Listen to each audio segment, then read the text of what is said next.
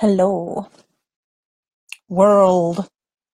I decided we need to get back in this track of doing some live videos along with a little bit of a push from close personal friends. So I really wanted to talk about this subject, and I've been kind of musing around this subject for a little bit anyway, about hoop being our superpower and what that means. I decided that we need to have this dialogue, have this discussion, have this empowerment between you and I, just you and me, live with everyone. And it comes from a place of sadness, but it also comes from a place of strength. And that is the talking about the need at this time of the year and in general for hope, and a redefinition of how we see the idea of what hope means to you and I. So hope being a superpower. Often the idea of hope is presented in a greeting card format. It's presented as something without substance, without merit, without fight, and it's not. For me, the idea of hope as a superpower is actually something integral with the idea of how we survive. It's very much a Greek mythology, Pandora's box style hope, and that hope exists only in the face of hardship. Hope exists in difficult times. Hope is that which maintains the fighting warrior spirit within us when times are difficult and times harm us, when times hurt us. And I think that really power and the superpower of the human race is the hope in such times, and hope in general. For me, to break the shackles of the idea that hope is something small, is something greeting cardsy, without substance, without depth, I really want to push past that. I really wanted to talk about the idea that hope is powerful. Hope is strength. Hope is not something fluffy and la-di-da, or all the negative connotations that get put along with the idea of hope. It's not an absence of grit or determination. In fact, hope and being hopeful for a better tomorrow is the definition of determined and grit. It is the fire that burns in our veins to make sure that we get through the difficult times. We get through that harm us and hurt us and make us feel small, that we burn away that which no longer serves, that we stop forgetting to hope because we feel that the world is a difficult and desperate place and the times are hard, and rather than be hopeful and push for a better tomorrow, we become mired in the negative. We become focusing on the behaviors of other people. We become small. And instead, we can choose to be hopeful that the individuals that we disagree with and us can have a dialogue, can have a debate, can have a discussion, because the art of debate and discussion is becoming increasingly lost in a world that is offended by everything, rather than listening to the viewpoints of people who are not the same as us. And to be frank, nobody is the same as us. To stop ridiculing those who do not believe as we do, who do not practice as we do, that do not feel the way that we do, that don't look the way we do, just because they are different. We are living in a world where the us versus them mentality is getting a strong hold, and we need to be backing the ideals of hope, where instead we're saying, you know what, just because they don't look like us, sound like us, present themselves like us, doesn't make them wrong. It doesn't have to be a dichotomy. It doesn't mean that they invite our ridicule. It doesn't mean they invite our disdain. We can disagree, you and I, me and the world, whomsoever. We can disagree about points. We can disagree about practice. We can disagree. And that is fine. That is absolutely healthy. As human beings, we're not going to agree. There are many, many roads. There are many paths up the mountain. There are many, many ways to believe, feel, and practice. And if we are hopeful of a better tomorrow, a better understanding between all the peoples of the world, which is not a fluffy ideal of an idealist without merit, then we can work towards a better idea. We can work towards a stronger, firmer tomorrow.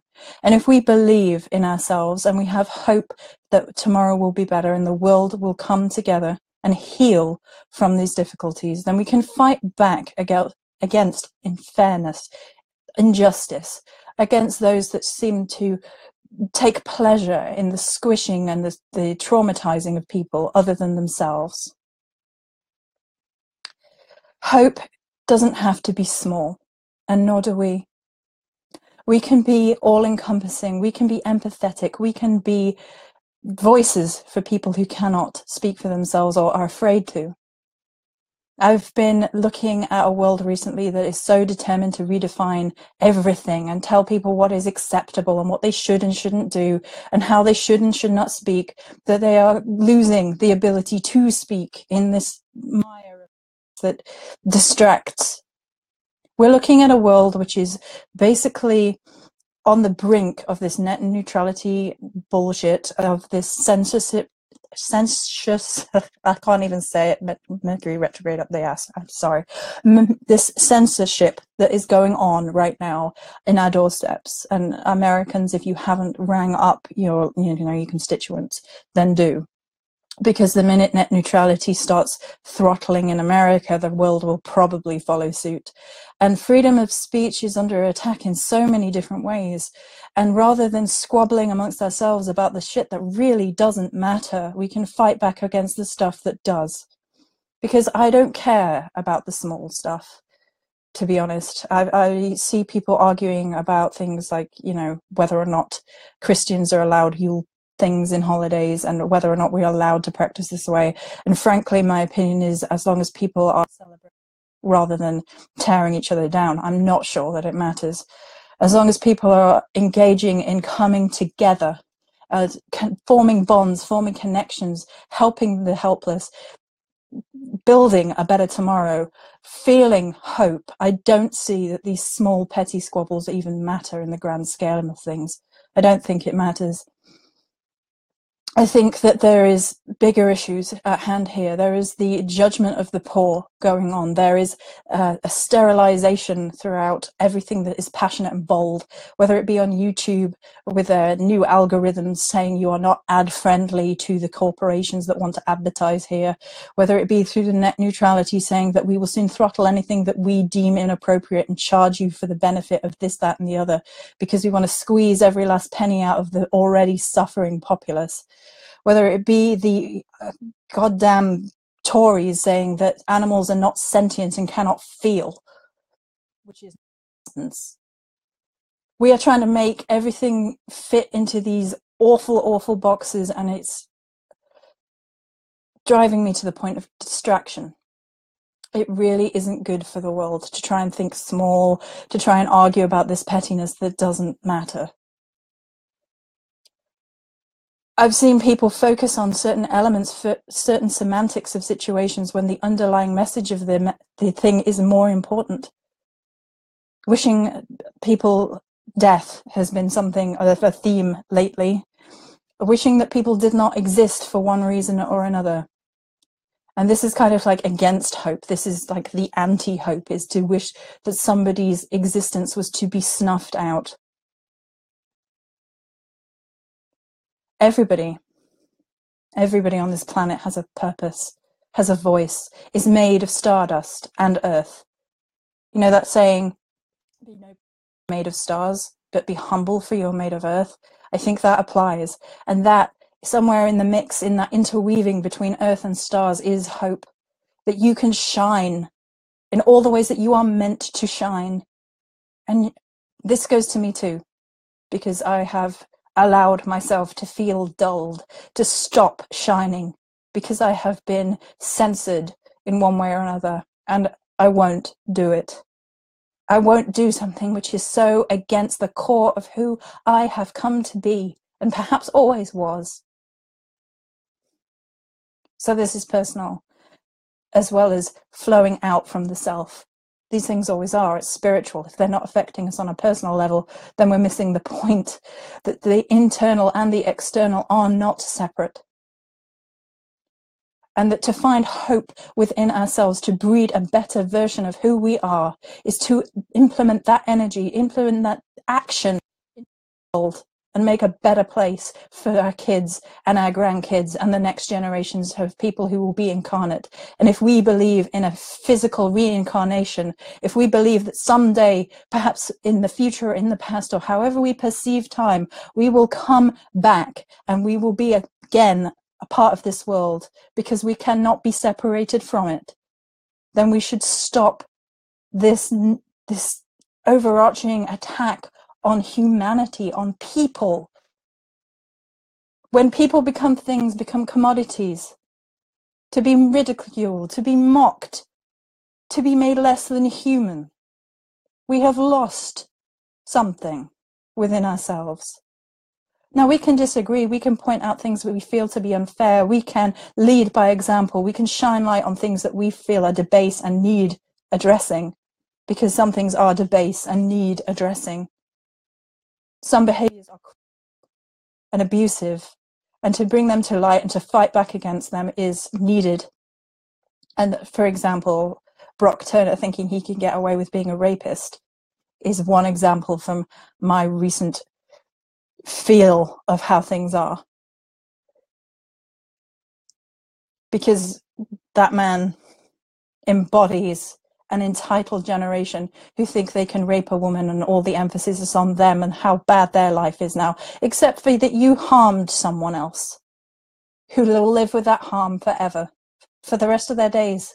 Because no matter what anyone tells you, when you have violated another human being, they will carry it for the rest of their lives. And people aren't talking about the young lady who was harmed or how her life is, and maybe she requires privacy, and if she does, all the better for her that she's receiving it. But if she doesn't, if she wants a voice and she's being ignored in the favor of the media focusing on Brock Turner, the rapist, saying that he deserves to be free of this stigma for his behavior, no. These are the sorts of things that I would happily draw attention to and say that we need to fight back against, because these are causes that will better humanity, they better understanding, they are better justice, because we will not stand for people attacking other people, harming other people just because they can,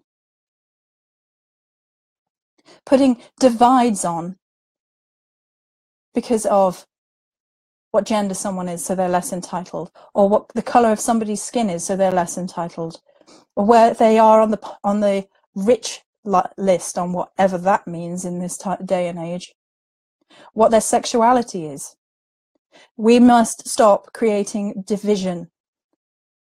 And we do that every time that we create new labels for people, that we create this idea of doing something the right way, the wrong way. In terms of spirituality, we're leading that front, whether we realize it or not, because spirituality and the talking of it and the discussion of it and the practice of it is a matter of soul. And guess what? Soul doesn't care about what trap you're wearing on the outside. That's just a physical meat suit you're walking around in, just for this incarnation, by the way. It changes. It changes in your incarnation. You won't be young forever, and you should learn to celebrate the lines on your face and the scars on your skin, or whatever it is that marks the passage of time, experience, and lesson. Ageism is another thing. And honestly, hope is our superpower, because it is timeless. Our voice is timeless. Our voice is needed. Our voice is necessary. And the time is now to speak up, to speak back, to find different ways around it. I'll admit that YouTube censoring me and other factors have made me feel small and have made my voice small of late, because I have looked at it and felt, I don't know, the YouTube situation had a hint of betrayal in it, like putting some work into something for so long, giving something your all and not receiving the same back, not even a courtesy. There's a feeling of betrayal in there, and it's a corporation, so I guess it's a kind of misplaced thing, because, you know.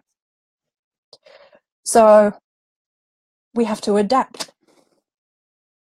We have to evolve, because that's the only way that we learn. That's the only way where we get better, is an evolutionary process. To pretend we are who we used to be is pointless. Why do we want to be stagnant? Why would anybody want to stop learning, stop growing, stop evolving, stop becoming something beautiful? I love that idea that you can be both a masterpiece and a work in progress all in the same time. That idea is something powerful to me, that you can be perfect, beautiful, incredible and unique, but you can still be working on it.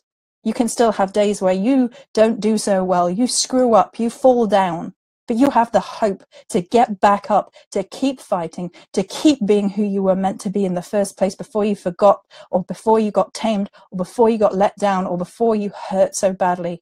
And even in those times, we can support each other and say, you know what? I see that you're hurting. I see that you're broken. I see that you feel that you can't keep talking, or you can't keep singing, or you can't keep being, but you can. Because you're stardust and you were meant for this. Have the hope in yourself. Have the belief in yourself. You don't have to take it to a place of arrogance. You don't have to take it to a place of squashing other people into your boot because you feel that you're more entitled. It's nonsense. It's not about entitlement. It's about empowerment. It's about earning that empowerment every day.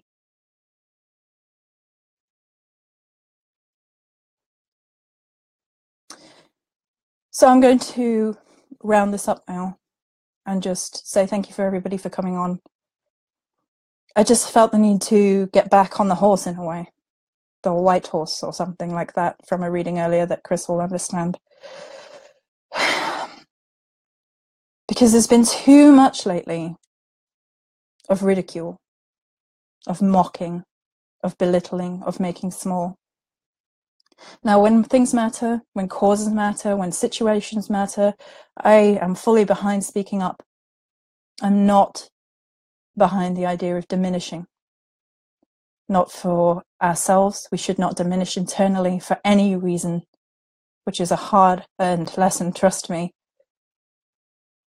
And we shouldn't seek to diminish others, because what use is that? In the end, what use is that? So I invite everybody to empower, to embolden, to flame your creative passions, to be who you are meant to be, and to encourage others to do the same. Live your fire. Burn it all. Burn down the stagnation, burn down the name calling, burn down the judgment. Push past it. Be better. Be hope. For you and for everyone that comes before and after you. Stay fluxy, guys. All my love.